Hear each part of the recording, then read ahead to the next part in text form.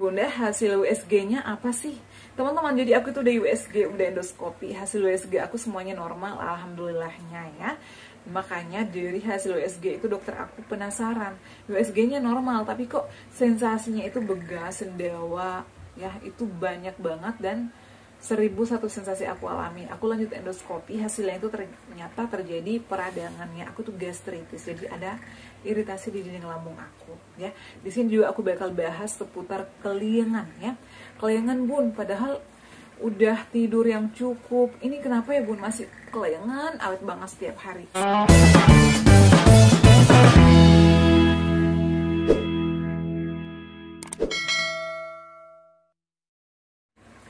Assalamualaikum warahmatullahi wabarakatuh. Hai semuanya, kembali lagi di channel aku, Adeva dan Bunda. Gimana kabarnya teman-teman? Semoga semuanya sehat selalu ya. Di video kali ini aku kembali menyapa kalian ya. Mohon maaf untuk saat ini belum bisa live lagi karena aku lagi sibuk banget ya. Jujur ini aku lagi capek banget. Dari pagi ya, dari jam 5 aku tuh sibuk banget, banyak yang diurus. Ditambah lagi hari ini anak aku itu ada acara di sekolahan ya. Makanya aku belum bisa live, mohon maaf ya. Untuk video masak juga ditunggu aja ya. Kalau misalnya aku udah ada waktu, insya Allah aku bakal buatin lagi video masak ya. Di video kali ini aku bakal bahas sensasi asam lambung GERD dan sakit psikosomatis ya. Tadi juga ada yang bertanya terkait susu Anlin ya. Kemudian susu SR Gomilku aku udah bahas juga sebelumnya. Kalian boleh cek ya di video-video aku terkait susu Anlin, kemudian susu anak dan juga susu SR sudah ada videonya ya. Tapi kalau misalnya ada yang mau request lagi, selanjutnya aku bahas susu SR, cara konsumsi seperti apa, dinantikan aja videonya ya. Kebetulan saat ini aku juga masih sering konsumsi susu SR Gomilko ya. Nah teman-teman, berbicara terkait sensasi asam lambung GERD dan sakit psikosomatis itu nggak bakal ada habisnya. Karena semuanya itu ada hubungannya. Setiap sensasi yang kita alami itu pasti ada hubungannya sama asam lambung. Makanya aku nggak bosan-bosan selalu memberikan kalian motivasi, selalu memberikan kalian solusi ya dan tipsnya agar kalian juga tetap semangat dan cepat terbebas dari namanya sensasi asam lambung GERD dan sakit psikosomatis ya.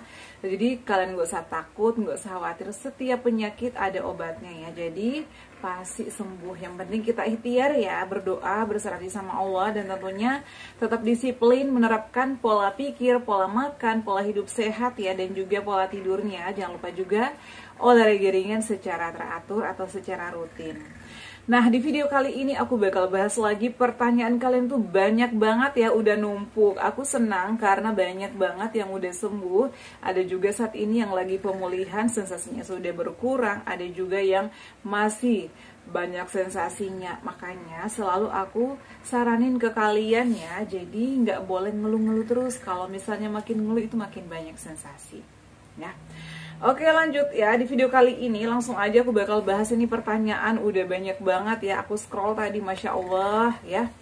Ini ada atas nama Mariana, halo selamat malam, selamat pagi, selamat sore. Ini aku tag videonya malam ya, karena Ba'da Isya tadi.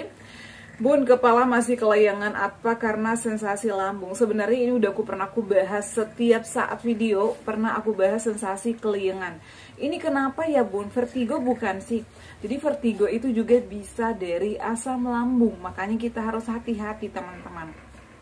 Aku pernah cerita, beberapa waktu lalu ibu angkatku ya, dia itu sakit kepala, vertigo, nggak bisa bangun sama sekali. Bangun itu keliengan ya, katanya itu kayak mau jungkir balik kalau bangun. Dia itu sampai ke dokter beberapa kali, setelah dicek memang dari asam lambung. Padahal saat ini dia itu udah makan sering, kemudian udah nggak begadang, yang tadinya kan begadang ya, paling tidurnya jam 2, kemudian bangun-bangun udah jam 10 pagi. Itu namanya memancing atau memicu penyakit lagi. Jadi aku menyarankan ke kalian ya, untuk penyakit itu nggak langsung didapatkan pada saat itu juga. Biasanya jangka panjang, yang tadinya sering begadang, sering ngerokok, sering konsumsi kopi, sering minum soda, itu nggak dirasakan hari ini juga ya, tapi setahun, 2 tahun, atau bahkan 5 tahun ke depan baru dirasakan. Makanya buat kalian yang tadinya mungkin masa lalunya atau sebelumnya suka banget begadang, suka banget ngopi, suka banget menunda waktu makan, itu pasti ngalamin sensasi ini. Nah, terus gimana cara mengatasi agar tidak keliengan? Jadi teman-teman, pertama itu nggak boleh telat makan. Karena kalau misalnya udah telat makan, itu muncul sensasinya. Lambung kita mulai, asamnya naik. Jadi ditambah kalau misalnya kita banyak pikiran, begadang, tidurnya nggak cukup, muncul lagi kepalanya ya. Jadi biasanya, migrain nih bun, sakit kepala sebelah nih bun, di belakangnya sakit nih. Ternyata itu karena dari asam lambung yang naik. Jadi kepala, pikiran ya, sama pencernaan sama lambung itu ada hubungannya. Jadi hati-hati teman-teman. Bunda, aku itu udah nggak ada sensasi di perut, tapi kepalanya masih sering pusing, masih sering keliengan. Ini kenapa? Tetap aja itu dari lambung. Mungkin perutnya itu udah nggak perih-perih, tapi asamnya masih sering naik. Asamnya naik ini bukan saja menimbulkan sensasi perih di lambung, di perut, tapi biasanya kalau asam lambung kita naik, itu biasanya ke mengganjal di tenggorokan ya, kayak rasanya mual, air liur kita banyak, kemudian selain itu kadang berkunang-kunang, habis duduk berdiri berkunang-kunang, kemudian rasa asam, pusing, keliengan, itu juga dari sensasi asam lambung. Jadi kalau asam lambung kita udah naik, itu nanti menyebar sensasinya ya. Jadi dia akan mencari titik kelemahan apa nih ya. Kalau misalnya kurang tidur, pasti naik ke kepala. Misalnya dia kekenyangan atau mungkin telat makan, begah lagi, sendawa lagi. Jadi teman-teman, saran aku disiplinlah. Nah, terus gimana cara mengatasinya? Istirahatnya yang cukup, makannya jangan telat, perbanyak minum air putih ya. Jadi air putih ini memang sederhana ya, tapi itu sangat berpengaruh untuk kesehatan kita. Itu bagus ya, agar kita nggak kekurangan cairan, agar kita nggak kekurangan mineral. Jadi diwajibkan untuk minum 8 gelas per hari atau 2 liter. Aku itu kadang bahkan lebih. Kadang aku tuh konsumsi di kantor berapa botol aku minum nyampe di rumah.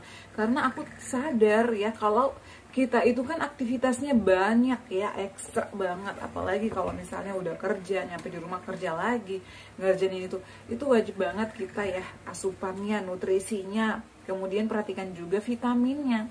Biasanya keliengan juga itu kekurangan vitamin. Jadi saran aku juga, selain kalian udah jaga pola makan, jaga pola pikir, jaga pola tidur, udah berjemur di matahari pagi. Ini bagus banget ya.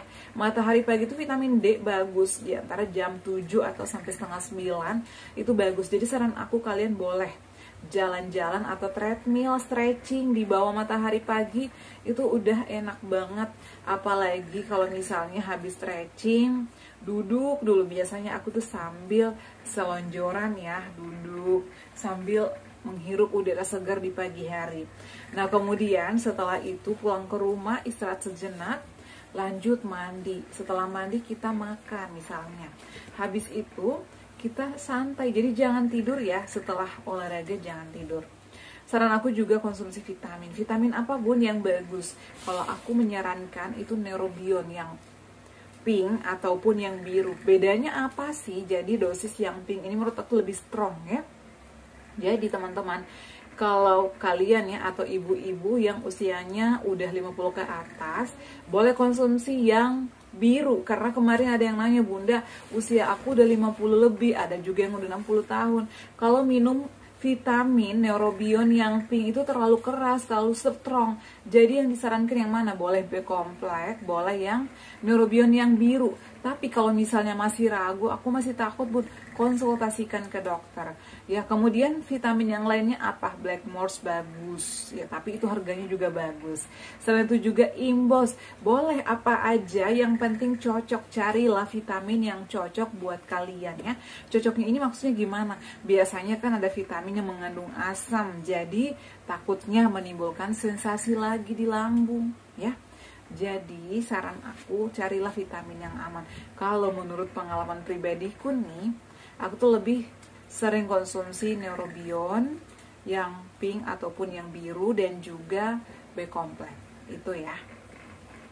Nah kemudian selain itu juga kalau masih sering keleyengan, saran aku hindari makanan-makanan ya pemicunya seperti kol.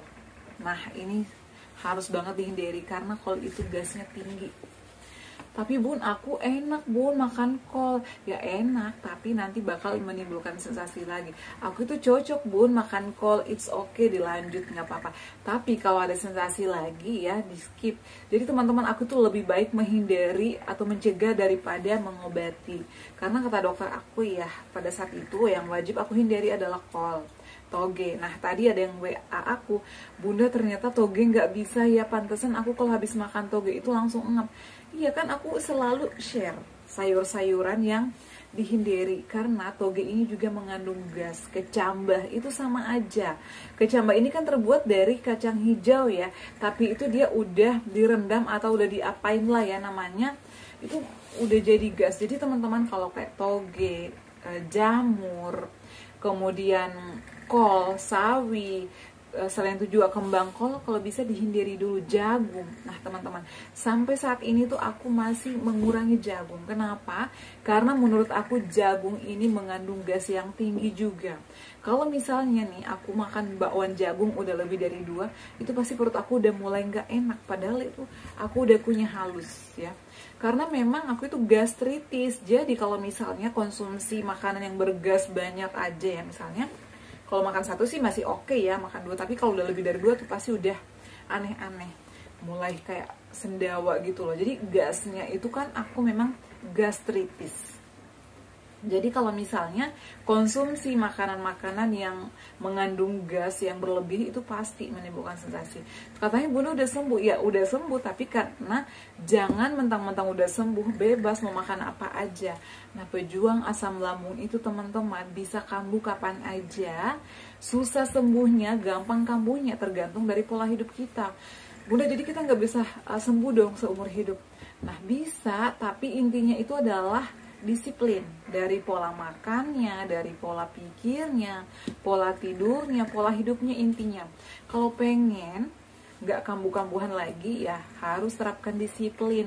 Udah tahu nih aku gastritis, tapi makan gorengannya banyak, makan minum sodanya banyak. Udah sembuh nih aku minum soda. Aku tuh teman-teman jujur sampai dengan saat ini ya, setelah aku sembuh dari GERD, dari gastritis, aku tuh nggak pernah lagi menyentuh namanya soda, kafein ya, kopi, teh aja aku nggak minum ya. Palingan kalau minum teh hijau yang detox green itu sering aku minum ya, karena itu bisa mengeluarkan racun-racun di tubuh. Apalagi kalau misalnya usus kita lagi aktif, itu juga bagus untuk detox green ya. Kemudian selain itu juga biasanya aku buat madu aja, madu sama jahe. Itu adalah minuman pengganti aku selama aku sembuh dari itu. Aku tuh terserah orang-orang, ih kamu mah takutan banget sih mau minum ini itu. Ya nggak apa-apa, yang penting aku tuh karena trauma dengan sensasi, mungkin karena sugesti, tapi aku sadar takutnya kambuh lagi. Karena kata dokter, kalau misalnya asam lambung yang udah sembuh tiba-tiba kambuh karena mungkin makanan atau minuman, itu biasanya sensasinya nambah. Makanya aku tuh nggak mau itu terjadi ya. Apalagi gastritis itu gampang banget kambuhnya ya, dari sesak, ngap, itu luar biasa banget perjuangannya. Jadi saran aku, kalaupun kalian udah sembuh, tetap jaga pola makannya. Sehat itu enak loh ya, dan menurut aku sehat itu mahal. Karena obat-obatan sekarang itu ya, yang dikasih BPJS palingan juga beberapa biji, nanti datang lagi. Aku tuh kadang Masya Allah ternyata kayak gini, padahal BPJS juga kita bayar ya. Kadang aku mikir gitu sih ya. Jadi buat kalian nih teman-teman yang masih keleyengan, hindari sayuran putih, hindari kayak soda, kafein, makanan-makanan yang asam, yang berlemak, kemudian junk food, itu kalau bisa dihindari dulu ya.